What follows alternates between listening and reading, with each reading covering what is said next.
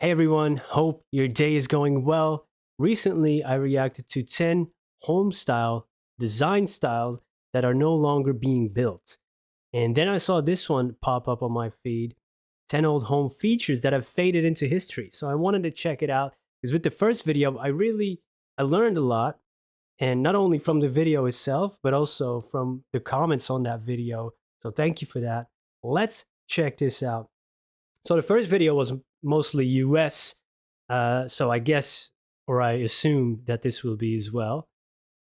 Looking forward to it. Let's jump in.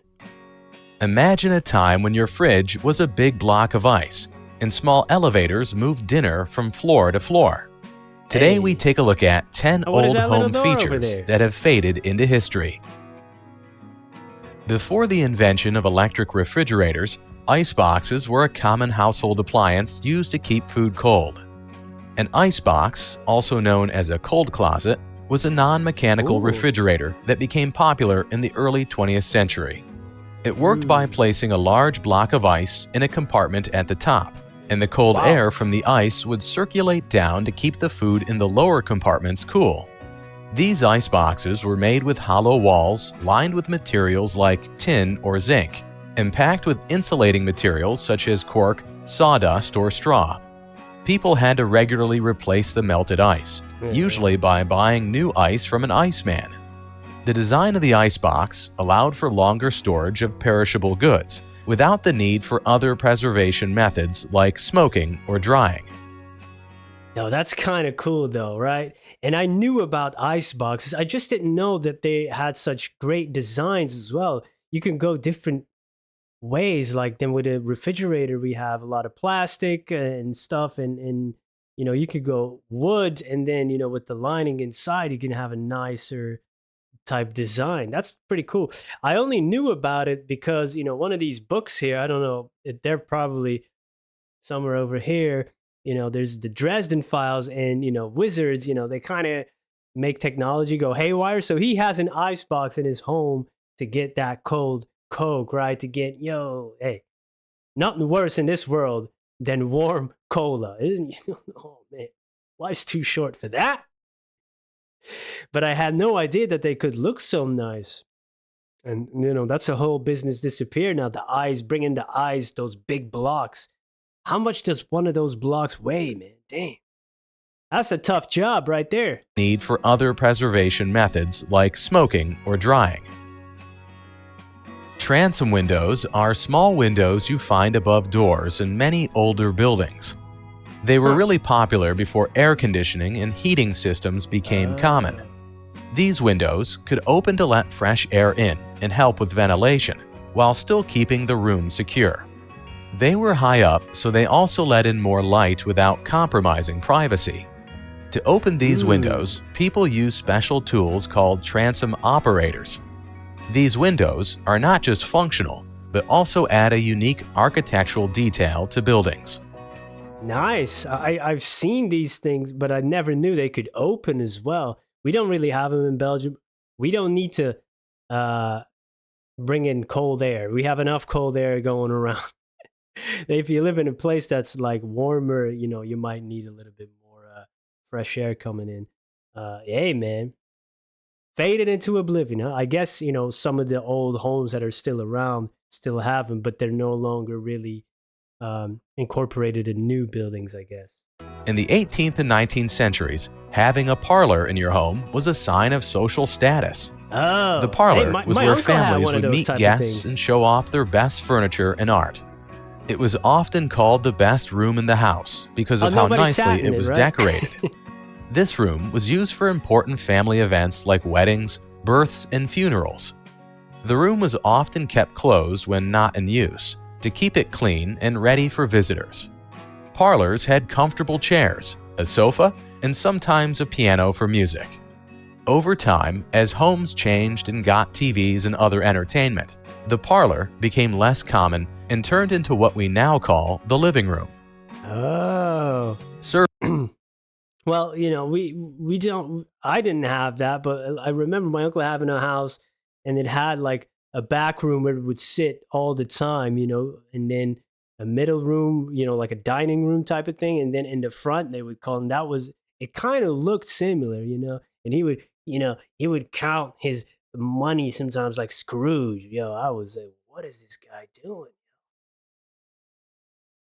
Yeah. Common Yeah. and turned into what we now call the living room. Living room, dude. Oh. Servants' quarters were special areas in large houses where the staff lived and worked.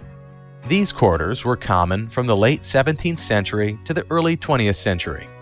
They were usually located in the basements and attics of smaller houses, and in larger houses, they were in a separate wing or block.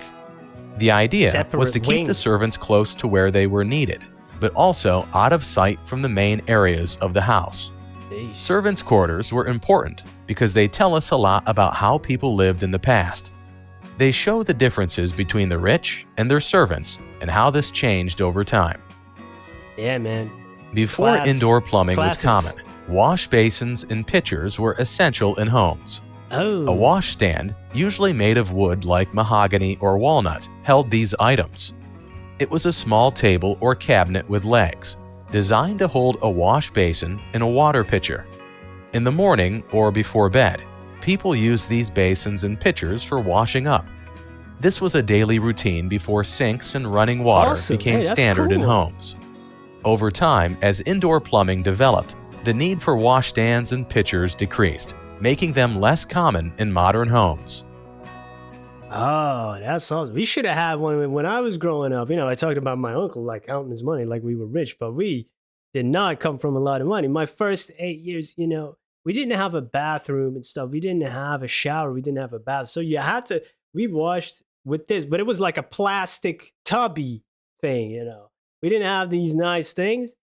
Oh, I should have had that. You just, wash yourself like that. In summertime, my father, he would put out, it's just buckets of water. You put it in the sun and you let it sit there for hours on end, man, until it's nice and hot. And then he would throw it over my head and like waiting the whole day for 5 seconds of fun. Those are great memories, dude.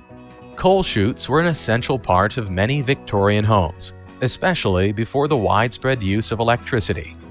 These chutes were usually located in the foundation wall and were made of metal. Wow. They had a hinged door that opened to an angled tunnel where coal trucks would deliver the week's fuel. The coal was dumped into a special room in the basement next to the furnace, and these rooms often have walls stained black even today. Dang. For homes without a coal chute, coal was carried in wheelbarrows or bags by workers known as lumpers. In wealthier homes, a device called the Riley stoker was used, which transported coal directly from a hopper to the furnace without manual shoveling. Interesting. Knob and tube wiring was an early method of electrical wiring in buildings, used from the 1880s to the 1930s. It involved single insulated copper conductors running through wall or ceiling cavities, with porcelain insulating tubes and knobs to keep the wires in place. This type of wiring was common because it was less expensive than other methods at the time. However, it had some drawbacks, like not including a safety grounding conductor and being susceptible to mechanical damage. Over time, as electrical demands in homes increased, knob and tube wiring became outdated. Today, it's mostly a thing of the past, replaced by more modern and safer electrical wiring systems. I guess there's now regulations around this, so you have to get inspections probably, and that's probably not up to standard anymore.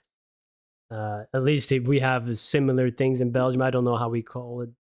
All the electricity. If you buy an old home, you have to change the electricity. A lot of regulations. We do have a little bit down in Europe. You're looking for a lot of regulations. Hey, come on and feast on some regulations. Yeah. Regulations for dinner, dessert, breakfasts, however you want them. Oh my God. Hey, what's this little door here? Milk doors were a clever feature in old homes, used for daily milk deliveries. Back before everyone had refrigerators, almost every family got fresh milk delivered right to their door. Oh, yeah. These small, two-way insulated doors were built into the walls of homes and apartments. The milkman would place the milk in these cubbies from outside and people could get it from the inside without going out. This was Wow. super All handy right. because it kept the milk safe from animals and thieves, and it was easy for the homeowner. Milk doors were a big deal back then, making life easier for families before modern supermarkets and refrigeration changed everything.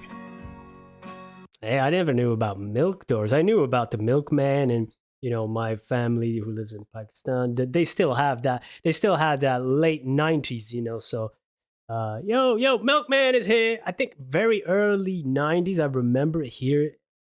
Where we live, there's like a close by a more rural area, and they were still delivering milk there, in these like iron or steel type of containers, and it just put it in front of the door.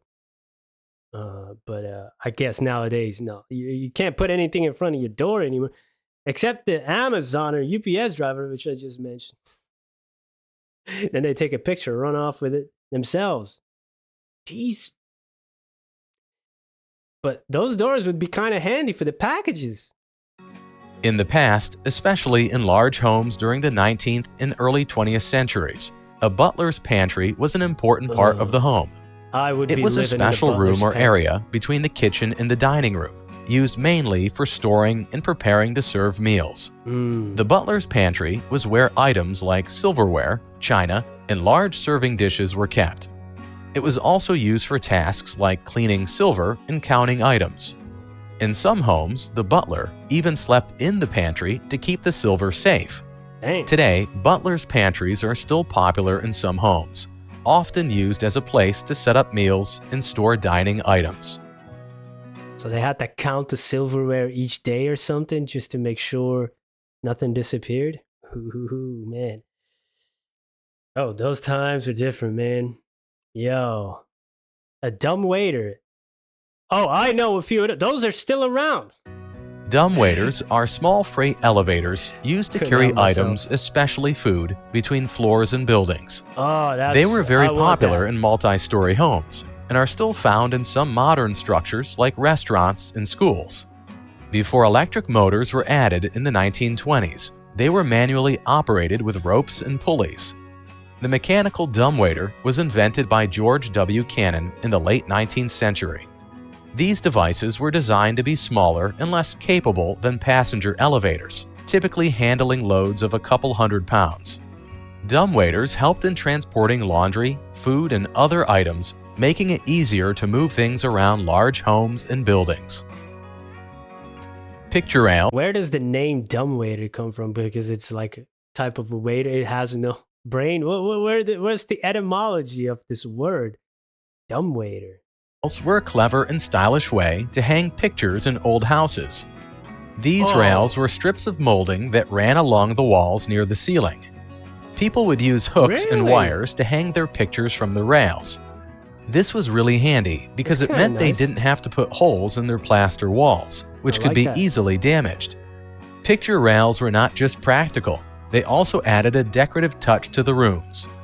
They were especially popular in homes built in the 19th and early 20th centuries, showing how people back then combined usefulness and style in their homes. I've seen If you those enjoyed before. this- I've seen those before. I thought it was just some kind of decorative element. Never knew that was actually used for pictures, and that actually had a name called picture rail. Well, again, we have learned some things that we didn't know about before. Some beautiful, um, you know, construction. I mean, like some beautiful designs there, right? Uh, that is a little bit a thing of the past too. Some people, everything got more square-like and standardized, and some of it has its appeal. But if you look back on some of these things, like, ooh, people were really creative with some of these designs back then. Man, this is cool. I see there's a part two. Oh, and we have that. What is that? Such a skylight? What is that? I have one right here. All right, we might have to check that out. Hey, thank you so much for spending some time with me. If you have any other recommendations, please let me know. I like to check out these kinds of videos, but I like all kinds of videos from comedy to language videos to stuff about space to these design things and history.